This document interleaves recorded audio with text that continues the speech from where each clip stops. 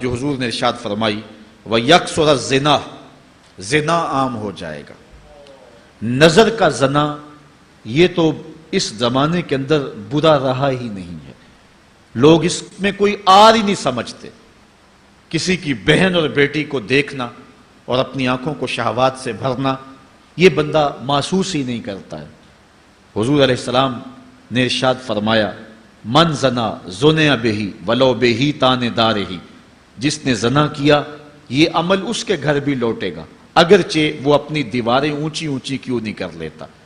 اگر آج کوئی کسی کی بہن بیٹی پر اپنی نظروں کو غلیظ کرتا ہے تو وہ یہ کیسے کہہ سکتا ہے کہ میری بہن اور میری بیٹی کسی کی گندی نظروں کا شکار نہیں ہوگی؟ یہ مقافات عمل ہے۔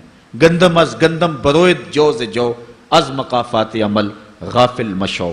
اس لیے بدکاری پھیل جائے گی، نظر کی بدکاری اور ہر طرح کی بدکاری، اور یہ اتنا برا اور کبھی کام ہے کہ اللہ تعالیٰ جل شانہ نے قرآن مجید میں اسے کھلی بے حیائی قرار دیا ہے۔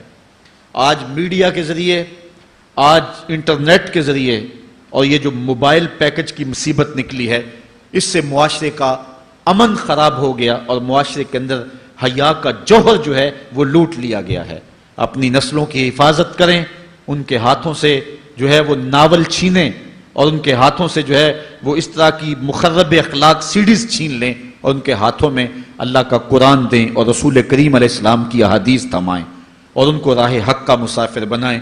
یہ ذمہ داری ہے والدین کی۔ کل قیامت کے دن ایک عورت 4 مردوں کو جہنم میں لے جائے گی۔ عرض کیا گیا وہ کیسے؟ فرمایا ایک عورت کو حکم ہوگا جہنم کا تو وہ عرض کرے گی مالک میرے باپ کو بلایا جائے۔ باپ کو بلایا جائے گا، یا اللہ یہ میرا باپ ہے، میں اس کی بیٹی، میری تربیت کا جوہر اس کے ہاتھ میں تھا، آج جن بدکاریوں اور گناہوں کے سبب جہنم میں جا رہی ہوں اس کا ذمہ دار یہ ہے۔ وہ باپ جس نے اپنے بیٹی کو سب کچھ دیا، اپنی اولاد کی تعلیم کے لیے اپنے پلاٹ بیچ دیے، جائیدادیں فروخت کر دیں، نہیں دیا تو دین نہیں دیا، کل قیامت کے دن وہ اللہ کے حضور کیا جواب دے گا؟ ارشاد ہوگا اسے بھی پکڑو، اس کے باپ کو بھی پکڑو اور جہنم میں لے جاؤ۔ عرض کرے گی نہیں مالک میرے بھائی کو بلایا جائے۔ بھائی کو بلایا جائے گا، مالک یہ میرا بھائی ہے، میں اس کی غیرت تھی، میں جن راہوں پہ چل کر کے تیرے عتاب اور تیرے قہر و غضب کی حقدار بنی اس کا ذمہ دار یہ ہے۔ اگر یہ مجھے روکتا، اپنی آبرو کی حفاظت کرتا، اپنی ناموس کا پہرا دیتا تو میں ان راستوں کی مسافر کیسے بنتی؟ میری خرابی کا ذمہ دار یہ ہے۔ اب وہ بھائی کیا جواب دے گا جو چوکوں اور موڑوں پہ کھڑا ہو کے آنے اور جانے والی بہنوں اور بیٹیوں کو دیکھتا ہے اور یہ سمجھتا ہے کہ میری بہنیں اور میری بیٹیاں گھر میں محفوظ ہیں؟ وہ قیامت کے دن کیا جواب دے گا؟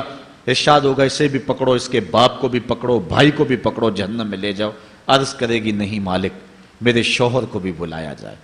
بلایا جائے گا، مالک یہ میرا شوہر ہے اور میں اس کی بیوی، میری تربیت کا جوہر ماں باپ کے بعد اس کے ہاتھ میں تھا اور اس کے پاس طلاق کی دھمکی ایسی چیز تھی، مجھے جو چاہتا منواتا اور جس انداز میں ڈھالنا چاہتا مجھے ڈھال لیتا، لیکن اس نے مجھے کبھی راہ حق کی طرف نہیں بلایا تھا۔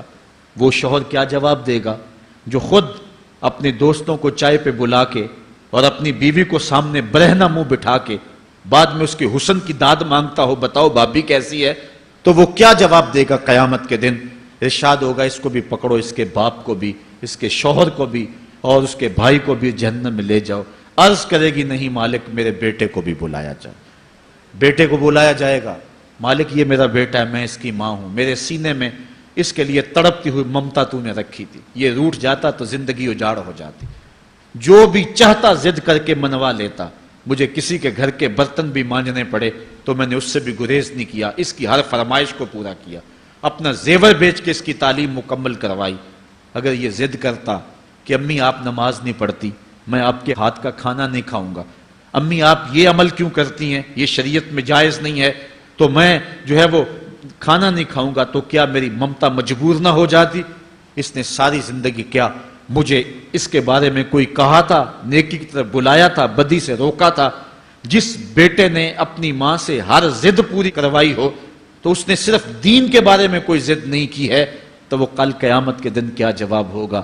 ارشاد ہوگا اسے بھی پکڑو، اس کے باپ کو بھی پکڑو، اس کے خامند کو بھی پکڑو، بھائی کو بھی پکڑو، بیٹے کو بھی پکڑو، اور پانچوں کو گھسیٹ کے جہنم میں لے جاؤ۔ فرمایا ایک عورت 4 مردوں کو قیامت کے دن جہنم میں لے جائے گی۔ اس لیے میں اور آپ آج دیکھ لیں کہ ہمارا آخرت کا معاملہ کیا ہونے والا ہے، اور ہم نے اس دنیا کے اندر کس طرح اپنی حفاظت کرنی ہے۔